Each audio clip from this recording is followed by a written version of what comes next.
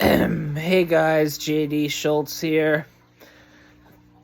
I wanted to give you guys an update. My op-ed piece on the France riots is canceled. I'm going to be doing a follow-up video instead. So a lot has happened over the past week and a half since a French police officer killed that North African Algerian boy.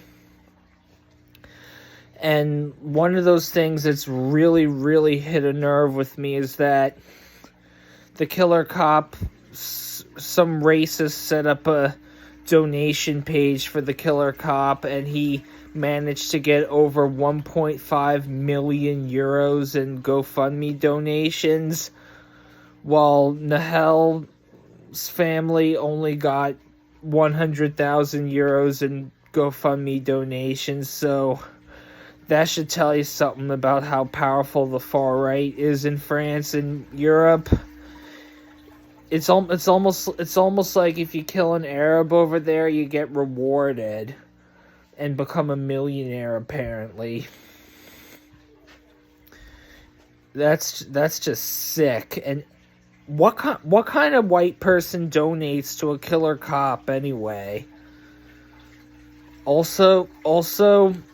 On a similar note, Emmanuel Macron has been blaming video games and social media for the riots,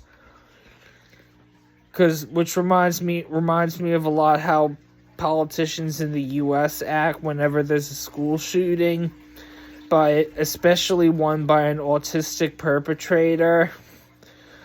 Like, in the U.S., whenever there's a school shooting or an incel attack by an autistic perpetrator, the politicians and the media will typically blame violent video games and harem anime.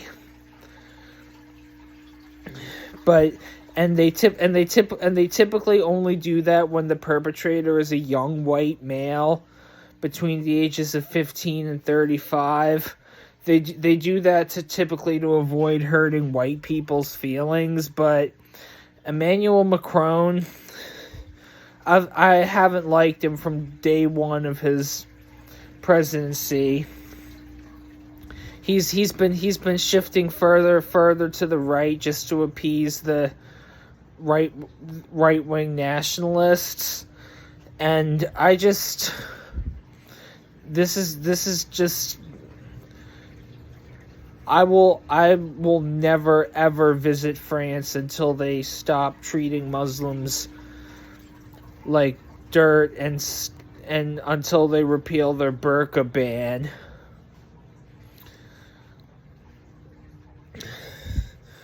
Yeah. Also, the riots have also spread to the countryside now in France too, and I just hope that this situation gets under control pretty soon. This reminds me a lot of the Mahsa Amini protests last year in Iran, when a 22-year-old Iranian woman named Mahsa Amini was beaten to death in police custody for not wearing her hijab on properly, and that led to a social media hashtags for months, along with a worldwide solidarity campaign, even calls to overthrow the Iranian government, even from politicians who were previously anti-war, such as AOC, for example. And after that, Muslim women were burning their hijabs and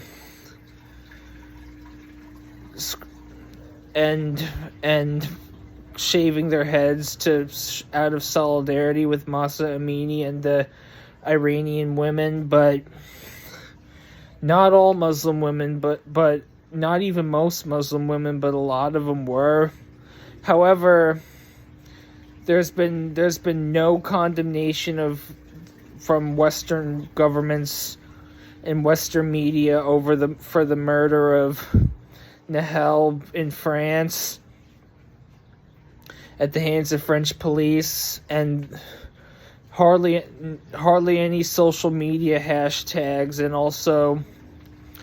also no calls to overthrow the French government, which just shows the double standards of the Western media.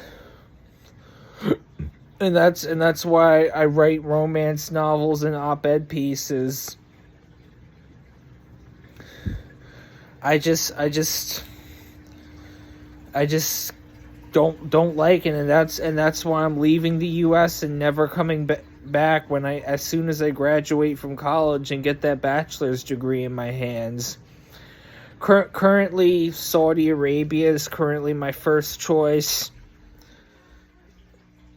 Actually, my first choice for a country I want to move to is a tie between Saudi Arabia and the UAE. I'm willing to accept job offers from any one of the Gulf states, including Saudi Arabia and the UAE, and also Qatar, Kuwait, Bahrain, Oman.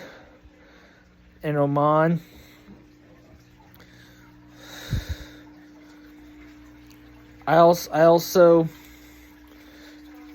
when I went to the Middle East last December, I was treated with a lot more respect over there than I ever have been in my hometown in Middle America. And I watched the news over in the Middle East, over in Dubai, and I did not see the news networks over there demonizing anybody. Even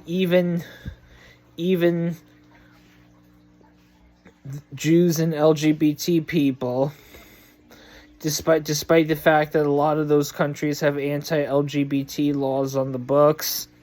I didn't see any demonization from the media over there. In fact, the absolute worst thing that happened to me on my first trip to the Middle East was I came down with a mysterious illness that I'm 90% sure was MERS. Like I was at the hotel bar having a non-alcoholic cocktail, and the back of my throat got really, really dry and really, really sore really fast. And then a few hours later, I was having chills, shaking, feeling nauseous, and had a little bit of diarrhea.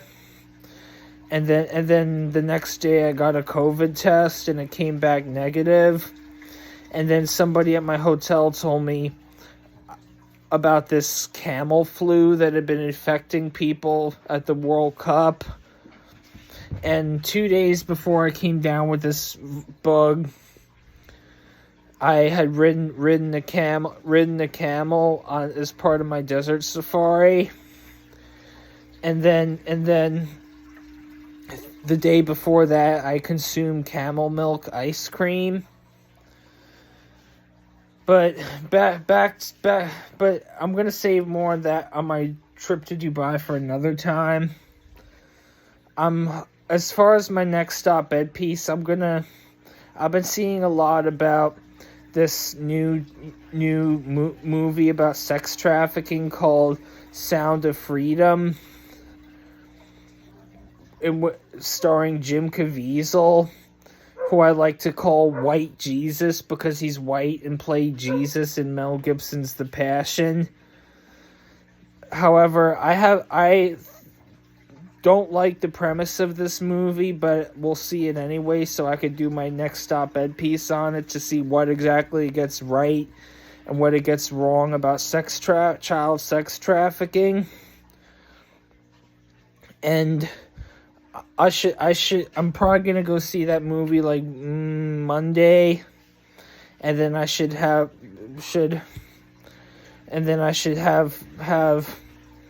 the op-ed piece ready within the next couple weeks or so.